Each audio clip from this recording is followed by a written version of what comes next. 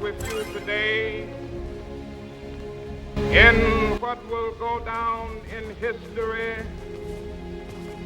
as the greatest demonstration for freedom in the history of our nation.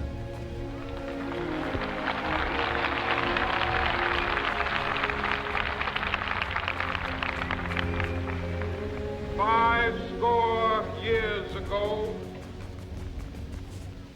a great American in whose symbolic shadow we stand today signed the Emancipation Proclamation. This momentous decree came as a great beacon light of hope to millions of Negro slaves who had been seared in the flames of withering injustice. It came as a joyous daybreak to end the long night of their captivity. But 100 years later, the Negro still is not free. 100 years later, the life of the Negro is still sadly crippled by the manacles of segregation and the chains of discrimination. 100 years later, the Negro lives on a lonely island of poverty in the midst of a vast ocean of material prosperity. 100 years later,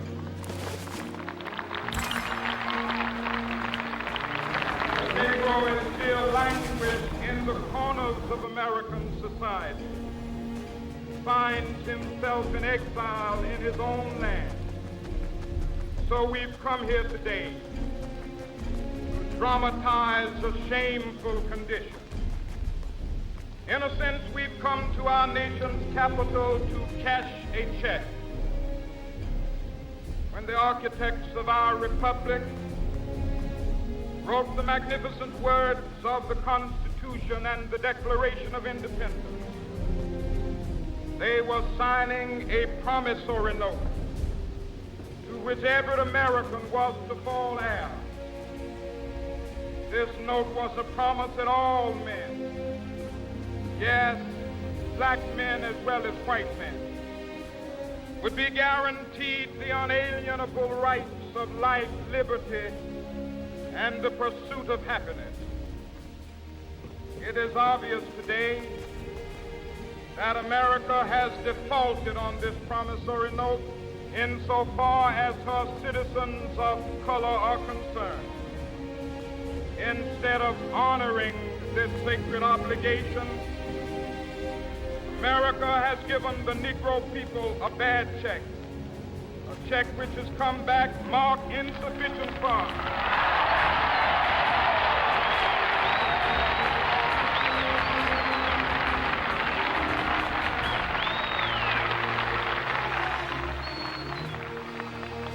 But we refuse to believe that the Bank of Justice is bankrupt. We refuse to believe that there are insufficient funds in the great vaults of opportunity of this nation. So we've come to cash this check, a check that will give us upon demand the riches of freedom and the security of justice.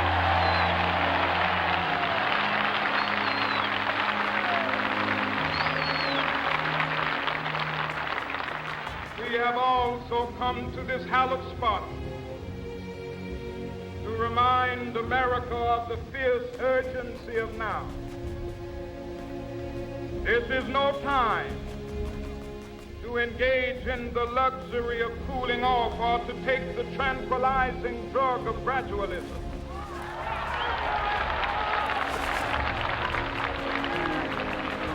Now is the time to make real the promises of democracy. Now is the time to rise from the dark and desolate valley of segregation to the sunlit path of racial justice. Now is the time to lift our nation from the quicksands of racial injustice to the solid rock of brotherhood. Now is the time. Make justice a reality for all of God's children. It would be fatal for the nation to overlook the urgency of the moment. This sweltering summit of the Negro's legitimate discontent will not pass until there is an invigorating autumn of freedom and equality. 1963 is not an end, but a beginning.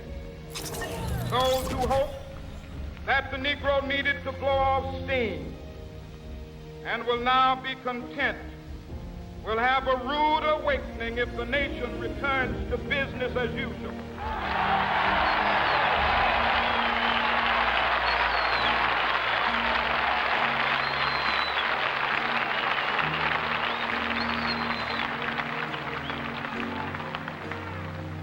There will be neither rest nor tranquility in America till the Negro is granted his citizenship rights.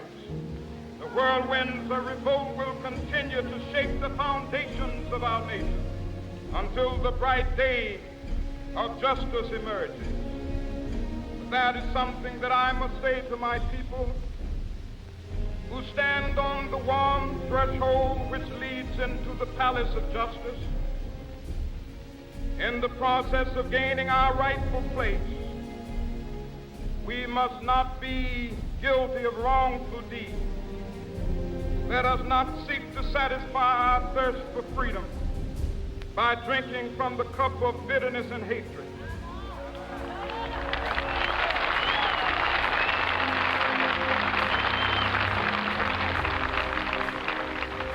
We must forever conduct our struggle on the high plane of dignity and discipline. We must not allow our creative protests to degenerate into physical violence. Again and again, we must rise to the majestic heights of meeting physical force with soul force. The marvelous new militancy which has engulfed the Negro community must not lead us to a distrust of all white people.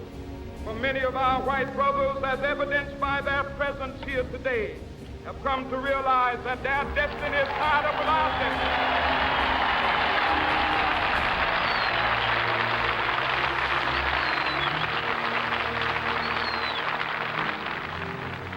They have come to realize that their freedom is inextricably bound to our freedom. We cannot walk alone. As we walk, we must make the pledge that we shall always march ahead. We cannot turn back. There are those who are asking the devotees of civil rights, when will you be satisfied?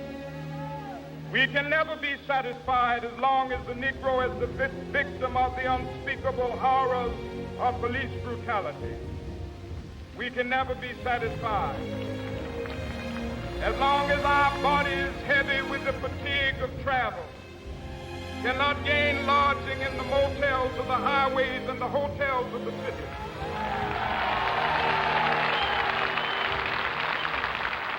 We cannot be satisfied as long as the Negro's basic mobility is from a smaller ghetto to a larger one. We can never be satisfied as long as our children are stripped of their selfhood and robbed of their dignity by signs stating for whites only.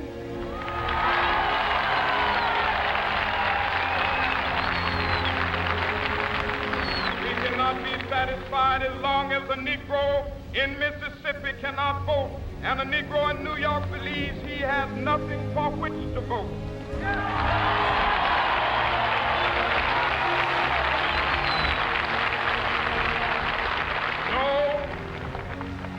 No, we are not satisfied, and we will not be satisfied until justice rolls down like waters and righteousness like a mighty stream.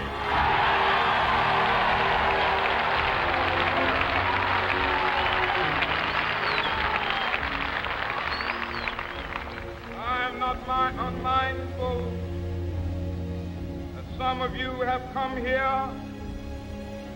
out of great trials and tribulations. Some of you have come fresh from narrow jail cells.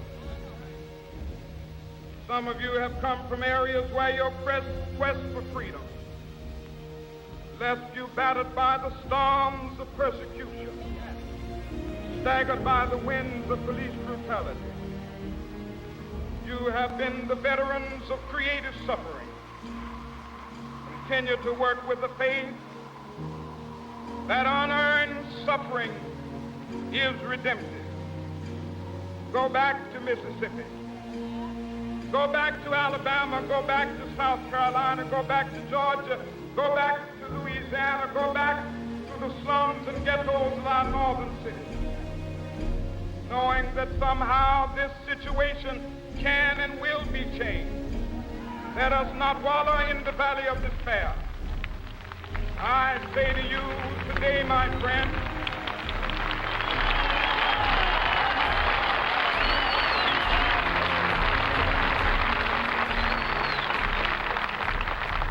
so even though we face the difficulties of today and tomorrow, I still have a dream.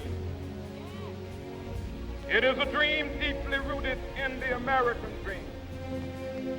I have a dream that one day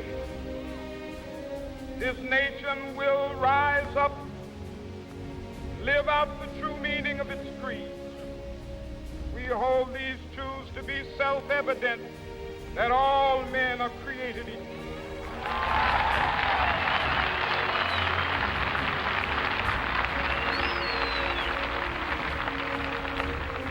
I have a dream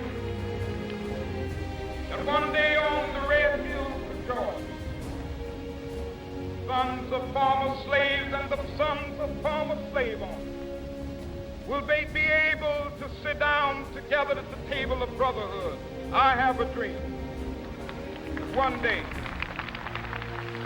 even the state of Mississippi, a state sweltering with the heat of injustice, sweltering with the heat of oppression, be transformed into an oasis of freedom and justice. I have a dream.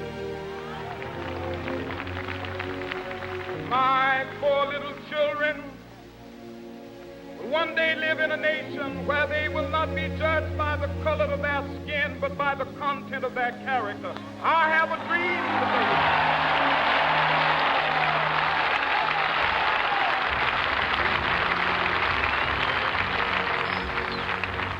I have a dream that one day down in Alabama, with its vicious racists, with its governor having his lips dripping with the words of interposition and nullification, one day right there in Alabama, little black boys and black girls will be able to join hands with little white boys and white girls as sisters and brothers. I have a dream today.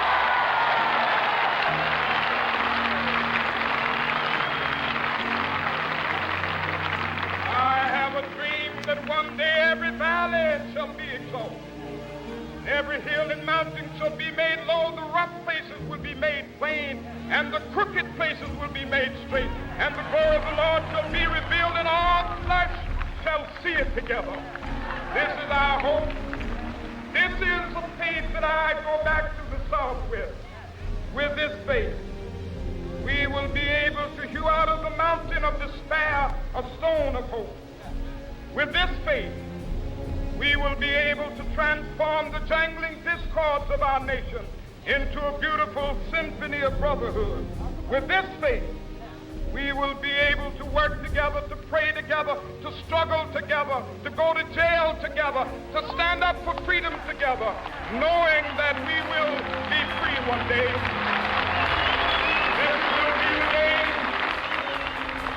This will be the day with all of God's children be able to sing with new meaning, my country tears of thee. Sweet land of liberty of thee I sing. Land where my fathers died, land of the pilgrim's pride. From every mountainside, let freedom ring. And if America is to be a great nation, this must become true. So let freedom ring from the prodigious hilltops of New Hampshire. Let freedom ring from the mighty mountains of New York. Let freedom ring from the heightening Alleghenies of Pennsylvania. Let freedom ring from the snow-capped Rockies of Colorado. Let freedom ring from the curvaceous slopes of California. But not only that, let freedom ring from Stone Mountain of Georgia. Let freedom ring from Lookout Mountain of Tennessee. Let freedom ring from every hill and molehill of Mississippi, from every mountainside. Let freedom ring, and when it happens, when we allow freedom ring, when we let it ring from every village and every hamlet, from every state and every city, we will be able to speed up that day when all of God's children, black men and white men, Jews and Gentiles, Protestants and Catholics, will be able to join hands and sing in the words of the old Negro spiritual, free at last, thank God Almighty.